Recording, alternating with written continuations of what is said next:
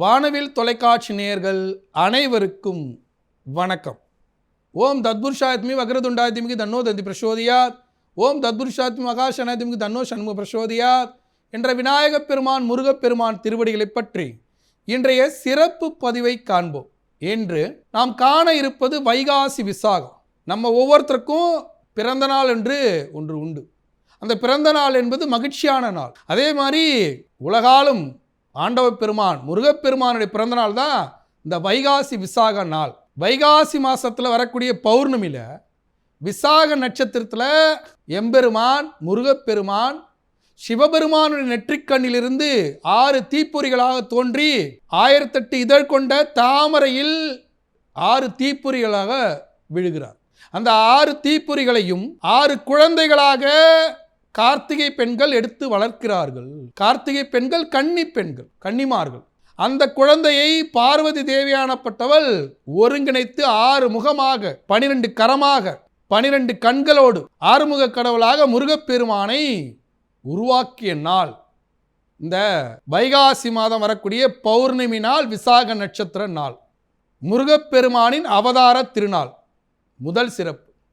இரண்டாவது, முருகப்பெருமானை தன்னுடைய தெய்வமாக ஏற்றுக்கொண்ட வள்ளல் பெருமான் சத்திய ஞான சபை என்ற சபையை நிறுவிய நாள்.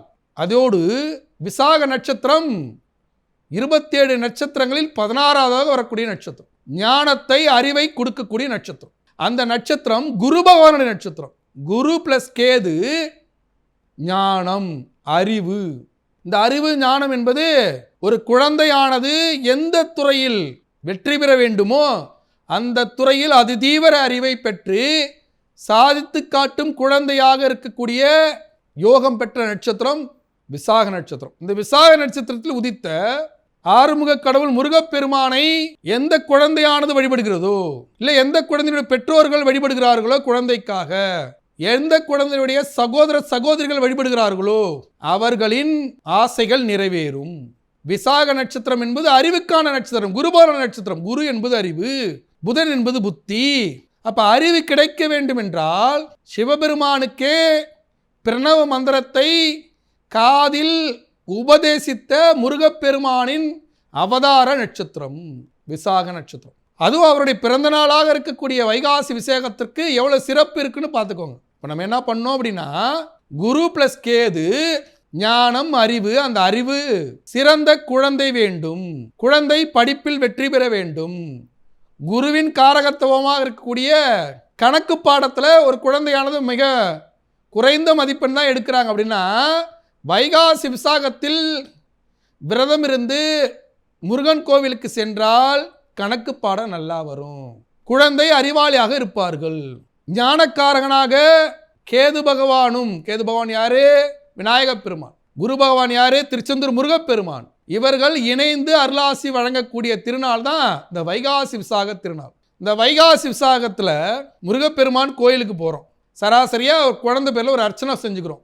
இன்னொன்று கடுமையாக விரதம் இருக்கணும் அப்படின்னா என்ன பண்ணணும்னா, வைகாசி விசாகத்திற்கு முன்னாடியே 6 நாள் விரதம் இருக்கலாம், 11 நாள் விரதம் இருக்கலாம், 18 நாள் விரதம் இருக்கலாம், 48 நாள் விரதம் இருக்கலாம். இப்படியாக தொடர்ச்சியாக முருகப்பெருமானுக்காக விரதம் இருந்து வைகாசி விசாக நாளில் முருகப்பெருமானை வணங்கும் போது அறிவாளியான குழந்தைகள் பிறப்பார்கள்.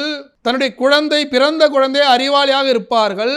தொழிலில் வெற்றியடையாத கணவன்மார்கள் புத்திசாலித்தனமாக செயல்பட்டு அறிவாளியாக செயல்பட்டு தொழிலில் வெற்றி அடைவார்கள். திறன் தேர்வுக்கு தயாராகி கொண்டிருக்கக்கூடிய அரசாங்க வேலை, உயர் பதவிக்கு தயாராகி கொண்டிருக்கக்கூடிய கணவன்மார்கள் மனைவிமார்கள் தேர்வில் வெற்றி பெற்று அதிகார பதவிக்கு செல்வார்கள். இப்படியாக அறிவு சார்ந்த விஷயங்களில் வெற்றியை குவிக்கும் நாள் இந்த வைகாசி விசாக விரத பெருநாள். இந்த வைகாசி விசாக விரதத்தில் விரதம் இருப்பதற்கு பல்வேறு நடைமுறைகள் உண்டு. முருகன் விரதங்களிலேயே சஷ்டி விரதம், அதற்கடுத்து தைப்பூச விரதம். இதையெல்லாம் தாண்டி அறிவு விரதம் என்றால் அது வைகாசி விசாக விரதம். அப்போ நம்ம என்ன பண்ணணும்னா, வைகாசி விசாகத்தன்னைக்கு காலையில் எழுந்து குளிச்சுட்டு முருகப்பெருமானை வணங்கி நாள் முழுவதும் உபவாசம் இருந்து ஃபுல்லாக சாப்பிடாமல் இருந்து, இல்லை எனக்கு அவ்வளோ தூரம் பசி தாங்காது, பால் பழம் சாப்பிட்டுக்கலாம், இல்லை சுத்தமாகவே பசிக்காது, டிஃபன் சாப்பிட்டுக்கலாம், இரவு பொழுதுல முருகப்பெருமானின் கந்த சஷ்டியை படித்து கந்தகுரு கவசம் படித்து படையலிட்டு தேன், நோட்டு, பேனா, புத்தகங்கள், முக்கியமாக தேன், நோட்டு, பேனா இதை வைத்து முருகப்பெருமானுக்கு படைத்து பொரிக்கல்ல, அவளு, நாட்டு சக்கரை, வாழைப்பழம், மாம்பழம், அன்னாசி பழம், திராட்சை இப்படியாக பழ வகைகள் சாதம் வடித்து வச்சு தேன், தினை மாவு வைக்கலாம். தினை மாவு இல்லாத பட்சத்தில் தேன், பேனா, பென்சில், நோட்டு இதை வைத்து முருகப்பெருமானுக்கு படைத்து அந்த பேனா, பென்சில், நோட்டை படிக்கக்கூடிய நம் பிள்ளைகளுக்கு கொடுத்தால் அதன் மூலியமாக முருகப்பெருமான் நம்ம பிள்ளைகள் அறிவாளியாக படிப்பதற்கு உதவி புரிவார். ஆன்மீக பலமும் அறிவு சார்ந்த சிந்தனையும் முருகப்பெருமானால் வாரி வழங்கப்பட்டு பிள்ளைகள் அறிவாளியாக படித்து தேர்வில் வெற்றி பெற்று இந்த சமுதாயத்தில் நல்ல நிலையில் உயர்வார்கள். இதற்கான உன்னதமான விரதம் தான் இந்த வைகாசி விசாக விரதம். இதில் இன்னொரு சிறப்பு என்னன்னா, எங்கள் வீட்டுக்காரருக்கு நல்ல திறமை இருக்குங்க, ஆனால் திறமை இருந்து ஜெயிக்கலைங்க. என் மனைவி நல்லா படிச்சிருக்காங்க, ஆனால் அவங்க வேலைக்கு போக முடியாமல் இருக்காங்க. திறன் தேர்வு எழுதுகிறாங்க, அதில் தேர்வடைய முடியல. அதே போல் என் பிள்ளைகள் அறிவாளியாக இருக்கிறார்கள், ஆனால் தேர்வு நேரத்தில் உடல்நல பாதிப்பாயிடுறாங்க, தேர்வு எழுதி வெற்றி பெற முடியல என்று புலம்பிக் கொண்டிருப்பவர்கள் இந்த வைகாசி விசாக பெருநாளில் முருகப்பெருமானுக்கு விரதம் இருந்து பேனா, நோட்டு, பென்சில், தேன் இதெல்லாம் வைத்து படைக்கும்போது அவரவர்கள் துறை சார்ந்த விஷயங்களில் மிகப்பெரிய வெற்றியை முருகப்பெருமான் அருளால் குவிப்பார்கள்.